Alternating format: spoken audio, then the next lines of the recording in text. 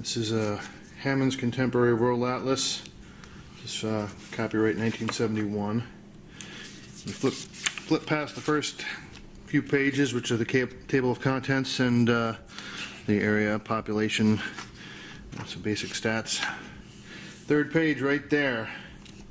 It's pretty much the only alternate map that they have in this, aside from the individual maps of each country and breaking it down by state and all that fun stuff that you'd expect to see. This map has been prepared with the North Pole as the mathematical center. From it, distances to any part of the world may be measured. On Mercator's map of the world, the polar regions are so scattered that their relatively small area and availability for flight routes are disregarded. Today, with airplanes following great circle courses, often within the Arctic Circle, polar projection maps are indispensable to the people of this air-minded age. So I found that pretty interesting, the great circle courses. So this is really intended for pilots, right?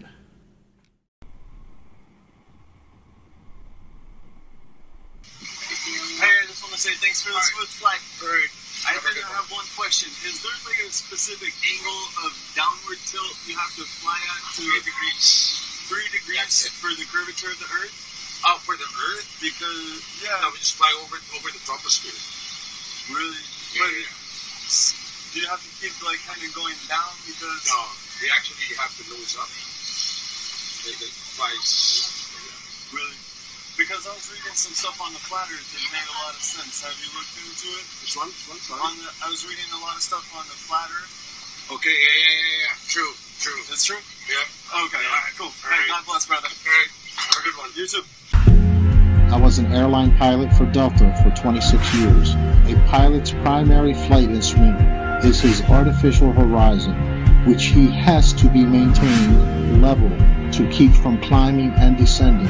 From a cockpit, weather permitting, I could see hundreds of miles in all directions, viewing cities connected by roads across the flat plain as far as the eye could see. If a pilot is flying around the curve of the Earth, then he should be dipping the nose down, and every 5 minutes he should be dipping the nose down to stay around the curve. That's absolute proof that a plane flies over a flat surface.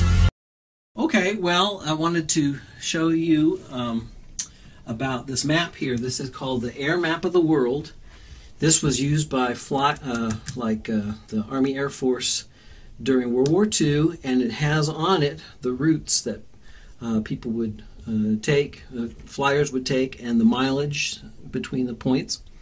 And I noticed two special things about two routes here. And one is goes from San Francisco all the way to Tokyo, which is right here. And there's two stops along the way. So you have Alaska, the tip of Alaska, and you have the Kamchatka Peninsula between those 2 points. And there's mileage numbers between those legs of the journey. And it totally makes sense. This is what the Air Force is telling you how to get from San Francisco to Tokyo. They're saying take this route, which hits Alaska and the Kamchatka. Which is why when they have the emergency landings, they land in Alaska. Exactly, because they were coming from, was it the Philippines, something like that? So yeah, Asia up here. So when you look at the globe, it makes absolutely no sense because it looks like they're making a tour around the Ring of Fire. Well, this is the Ring of Fire. There's no ring, by the way.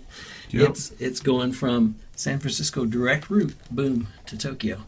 And it makes absolutely no sense on the globe. But here, the government, the Air Force is telling you this is how you get from one to the other. There we go. The direct route. Let me show you this other one. This is from New York, and when you leave the United States, the farthest point here on this part is Newfoundland here. And then this direct route to Moscow, you hit this point right here, which is Iceland. And if you Google it and you say, I want to go from New York to Moscow, it shows you this huge arc. And you have to say, now wait a minute, why is there this huge arc? Why don't they just go directly from one to another? Yeah. Well, The plane's not making a curved flight. That wouldn't make any sense. Planes fly in straight lines. Mm-hmm. So they have to hit Iceland on the way. interesting. Back then, they had to refuel. Planes couldn't. Oh. So that's the government telling them, the Air Force telling them, this is how you go from New York area to Moscow, is you have to go to Iceland.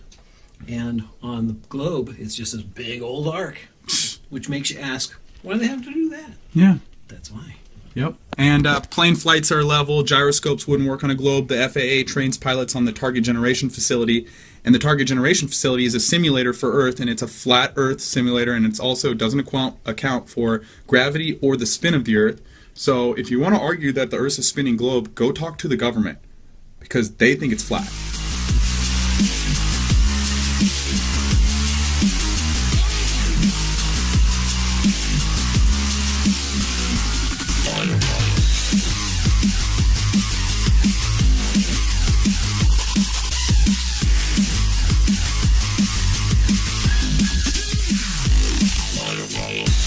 Because we didn't go there, and that's the way it happened.